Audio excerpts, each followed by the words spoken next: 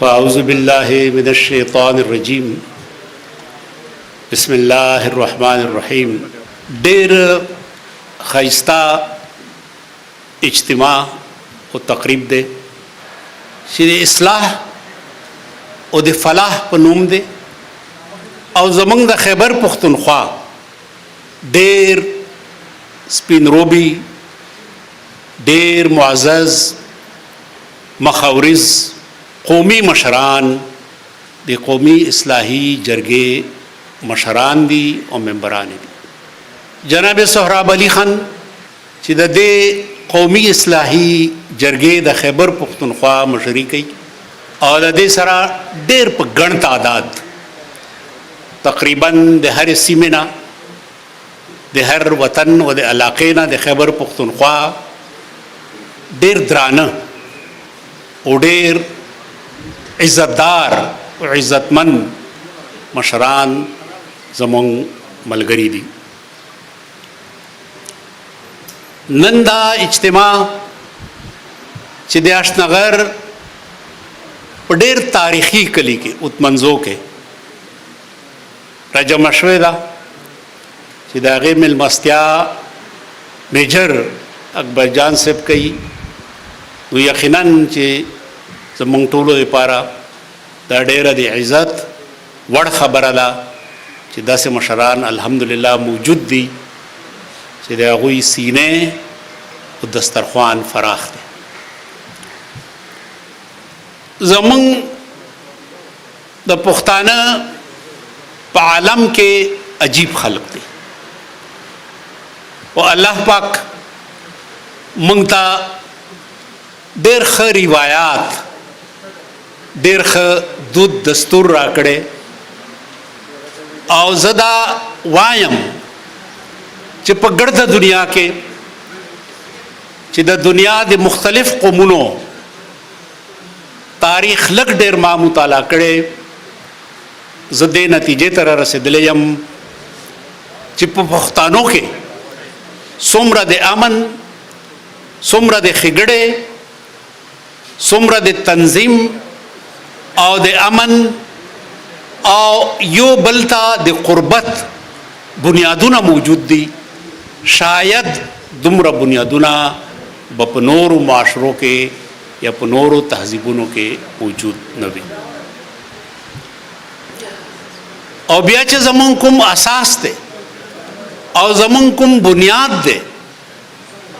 दा बुनियाद व दा असास दा दे अल्लाह पाक चा कुमा ख्वखला रला दा दे अगे ख्वखे लारे ऐन मुताबिक अगा ख्वखला रसंगिदा चागा मुंग तप कुरान पाक के वाज़ेह था अप आसमानी किताबुनों के वाज़ेह था और अवल तनाज़ा चागा मुंग द इंसान पर तारीख़ के गोरू आगा द दोरुणों द हाबिल और द काबिल तनाज़ावा उपागा के जारेह चू आ कबीलू ओ मजरूह या ज़्याते चोर सरा के द न आगा हाबिलो ओ हाबिल माफ़ी उगड़ला हाबिल जारहियत नक अगद आदम तशद्दुद पलार लाड़ नो अल्लाह पाक ख्वख हबील और प कुरान पाक के दे अगद ज़िक्र द योख इंसान पे हैसियत शुए ओ कुमुन हम ब्या दे अगद तर आखिर पर एहतरामों को ओ दे अगद बुते दे हुबल पुनोम जोड़ को दे मतलब दादे चिदे अल्लाह पाक ख्वखला रचिदा आदे अमंदा आदे आदम तशद्दुद दे आगा दे आदम जारहियत दे आदे खिगड़ेदा व आगा प अमन पलारा दतलोदा उबियाद आगेना बात च मंगोरू नो पैगंबराना लारे मंगता दे यूसुफ अलैहिस्सलाम पर सूरत के अखकारी चागा आगा रुणा हम माफ़ करल च कुम रुणो दे कोई तो गुरजोले और ददा कत्ल मनसूबा जोड़ा कड़ेवा कुछ कला अल्लाह पाक दता बादशाही वर्कड़ा अगर उन रालल दो यूसुफ अलैहिस्सलाम दे माफ़े लार इख्तियार कड़ा दे रोर वले लार इख्तियार कड़ा तो दे पुख्तनो असास और दे अगुई अकदार चिदी दा हम दसे पैगम्बराना लारो के انغختی دي او د هغې په تسلسل کې روان دي. بیا چې زمونږ پاک پیغمبر رسول اکرم صلی الله علیه وسلم چې لا د پیغمبرۍ د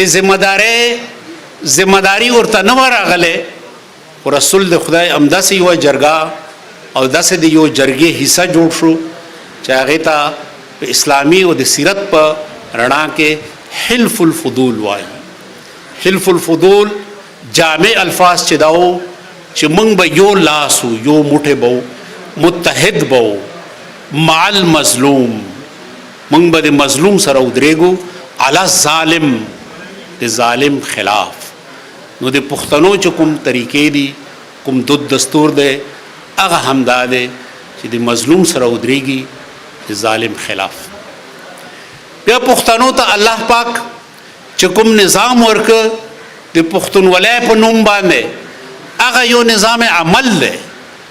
د ژوند یوه طریقه ده چې په هغه کې دا شی راغلی چې د هغې نن موږ دلته او زموږ د مشران زموږ د ملګري د هغې احیا کوي، او هغه دا جرګه، هغه دا ناسته، هغه دا د مشرانو مشاورت او کوشش کول چې موږ په معاشره کې، موږ په خپل کلي کې، په خپله محله کې، په خپل وطن کې او په خپله سیمه کې خواله راولو، فلاح راولو، امن راولو، تنازعات حل. بیا دا جرګه او پښتونولي چې دا په دې کې چې کوم څیزونه دي، په هغه کې الله پاک مونږ ته ښودنه کړې ده، زمونږ مشرانو زمونږ ته ښودنه ده، مونږ ته پوهه راکړې ده. پاکې تیږه ده، هغه تیږه په نن وخت کې هغې ته دنیا یو بل نوم ورکوي، خو په حقیقت کې اخذ شوی دی د تیږې نه. دنیا نن هغې ته سیز فایر وایي، او د ټول سیز فایر چې دی دا څه شی دی؟ دا هغه شی دی چې پښتانه کوم شی دنیا ته ښودلی دی د تیږې په نوم باندې. او بیا په دنیا کې به داسې شی نه وي، داسې لاره به نه وي لکه پښتنو ورکړی و هغه دی ننواتې. چې کله ننواتې وشي نو دا یو عجیب روایت پښتنو کې دی چې دا به شاید په بل معاشرت کې یا په بله سوسایټۍ کې نه وي چې په ننواتې کله مشران لاړ شي یا هغه کس چې په چا باندې د زیاتۍ الزام وي په ننواتې لاړ شي، نو موږ د پلار قتل ورته معاف کو، موږ ورته د رور قتل معاف کو، موږ ورته د خپل قریب ترین زمونږ چې خپل خلق دي، خپل زمونږ د وجود حصہ ده، د هغوی قتل ورته معاف کو. او بیا داسې صورت جوړ شي لکه موږ ته چې څنګه اوس د ملازو مشر ووې چې 40 کاله جنگ او بیا په یو ګاډي کې راتلل، نو دا څه وجه ده؟ د دې وجه همدا ننواتې ده، همدا جرګه ده، همدا تیږه ده، او دا اصول دي چې پښتنو موږ ته ښودلي دي او پښتونولۍ موږ ته ښودلي دي. بیا په دې کې سرتورې ده. خلک وایي چې په پښتنو کې د زنانو عزت نشته، په پښتنو کې او په پښتونولۍ کې چې موږ ته د سرتورې تصور څنګه ورکړی شوی دی، هغه دا دی چې که په روان جنگ کې هم چېرته سرتورې میدان ته راشي نو د خلکو ټوپک، د خلکو توپې، دا سرونه، د هغوی نالې دا کوزې شي او امن د یو سرتورې د وجې نه راشي. نو که نن زمونږ دا مشران لګیا دي او دا روایات را ژوندي کوي، نو باید چې مونږ په دې فخر وکړو او د دوی حمایت او د دوی ملاتړ وکړو. بیا جی عطا ښېګړه، خیر ښېګړه، د دې تصور هم مونږ ته پښتونولۍ کې دا ملاتړ هم چې حلف الفضول کې درته ما څنګه ووې دا په پښتونولۍ کې دی. نو داسې یو نظام عمل زمونږ سره موجود دی او د دې نظام عمل په موجودګۍ کې انشاءالله مونږ به د دې جوګو چې مونږ خپل معاشرت سم طرف ته راولو. او د دې مثال مونږ ته زمونږ مشر خان عبدالغفار خان باچا خان په قیادت کې یو مثال موجود دی چې هم په دې علاقه کې د اصلاح الافاغینا په نوم باندې انجمن جوړ کړی و او همدغه جوړې جاړې به یې کولې، تعلیم عام که، آزاد سکولونه یې راوستل، یو معاشرتي تحریک و چې موږ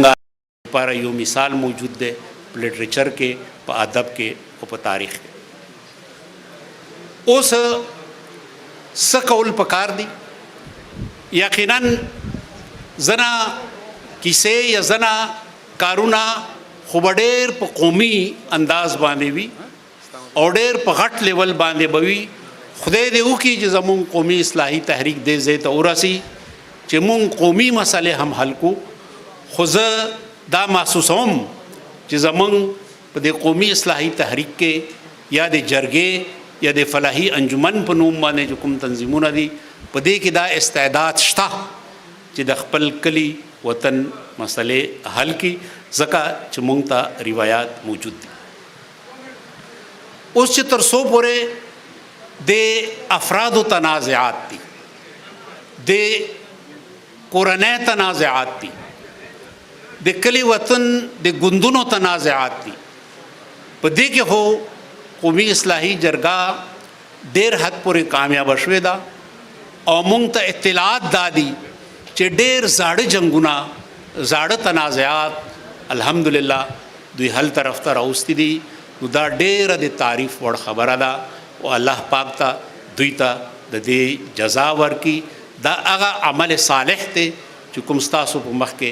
ما د قرآن پاک آیات تلاوت کړ چې الله پاک هغه خلق خوښوي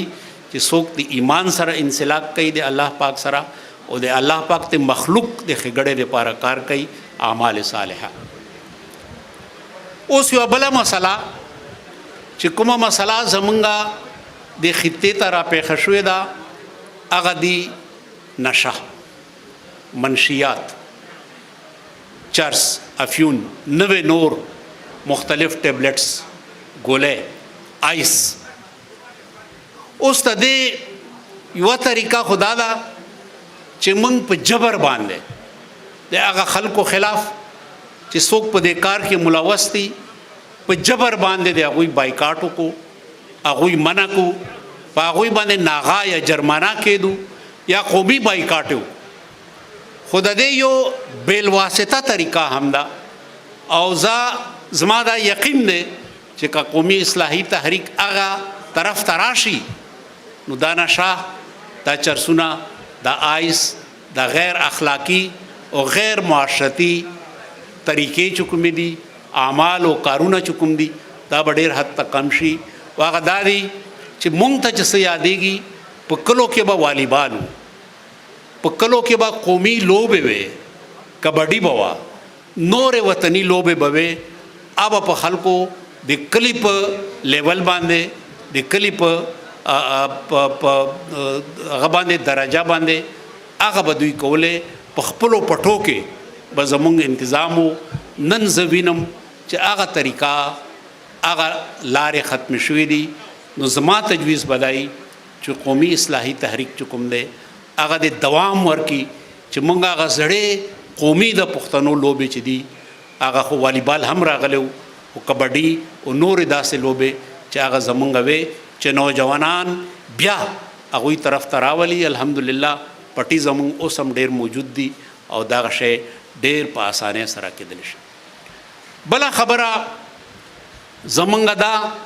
چې زمونږ اجره ختمه شوه، زمونږ د نوي کل سره ناسته ختمه شوه. باید چې مونږ د نوي کل سره ناسته وکړو. د نوي کل چې کوم دی دا ډېر زیات، زه چونکې د یونیورسټو سره زما تعلق دی نو په هغه کې ډېر زیات نوي کل موجود وي. زه چې د هغوی سره خبرې کوم دا غواړي چې د مشران د مونږ په اعتماد کې والي، مشران د مونږ ځان ته رانږدې کړي او مونږ د ځان سره کښېنئ، مونږ سره د خبرې وکړي. وجه دا ده چې انساني تعامل ډېر کمزوری شوی دی د دې سوشل میډیا او د موبایل د لاسه. که چېرته مونږ د دوی سره انساني تعامل وکړو، مونږ دوی کښېنو، مونږ د دوی خپل واړه تنظیمونه جوړ کړو، د دوی دپاره د مشاعرو انتظام وکړو، د دوی دپاره نور د خبرو انتظام وکړو او دا مرکز جوړ شي، جماعت او اجره. په پښتنو کې یو شی چې کومه ده هغه اجره جماعت دی. او اجره جماعت صرف دا نه دی چې دا اجره دی، هغه جماعت دی. اجره جماعت مطلب دی ادب، تهذیب، ښه ناسته پاسته، ښې خبرې، ښه انداز، د مشر عزت، د کشر احترام، دې ته حجره جماعت وایي. نو که چېرته دې طرف ته موږ راشو نو ما ته یقین دی چې د قومي اصلاحي تحریک چې کوم دی د دې مقاصد به ډېر په ښکلې طریقه پرمختګ کوي او مخکې به ځي. او زموږ د ملګرو چې دا کوم کوششونه دي دې ته به دوام وي، استمرار به وي او کامیابي به وي. زه په آخر کې ستاسو په مخ کې د رحمان بابا څه اشعار وایم چې هغه موږ دپاره منشور جوړېدی شي د اصلاحي جرګو دپاره. رحمان بابا موږ ته ویلي دي چې کر د ګل وکړه چې سیمه د ګلزار شي، کر د ګل وکړه چې سیمه د ګلزار شي، ازغي مکره په خپو کې به د خار شي، کوی مکنه د بل سړي په لار کې چېرته ستا به د کوی په غاړه لار شي. نو که چېرته موږ په دې عمل وکړو نو انشاءالله دا منشور چې کوم د جرګو دی دا به عملی شکل والی او موږ په خپل ژوند کې به انشاءالله ووینو چې موږ آینده نسل ته یو ښه وطن او ښه خیبر پښتونخوا منتقل کوو. دا یو څو خبرې وې چې زما که زړه کې وې تاسو دپاره. الله پاک دې زموږ حامي و ناصر شي. و آخر دعوانا